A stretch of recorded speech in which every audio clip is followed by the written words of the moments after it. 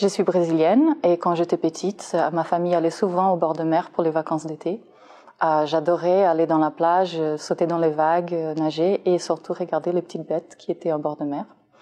Donc je suis devenue biologiste marine, mais au départ j'étais pas biologiste, j'étais géologue. J'ai étudié l'évolution de la Terre, l'évolution des organismes et j'étais intéressée par la paléontologie. Mais mon parcours a changé. Je suis devenue intéressée sur d'autres thématiques de recherche. Donc, j'ai étudié la biologie moléculaire.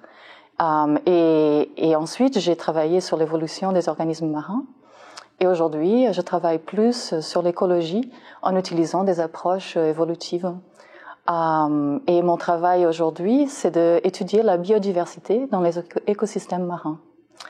Je pense que la biodiversité, c'est quelque chose de très passionnant, de quelque chose qui est très important pour le bon fonctionnement des écosystèmes.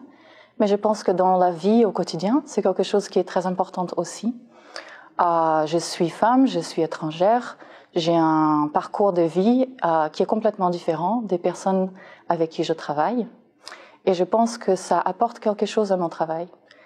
Donc, dans la recherche, on est censé répondre à des questions qui parfois sont très difficiles, des choses que personne n'a pu répondre auparavant.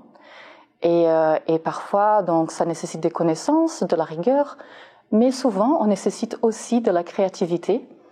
Et pour avoir cette créativité, il faut qu'on puisse réfléchir dans des manières différentes.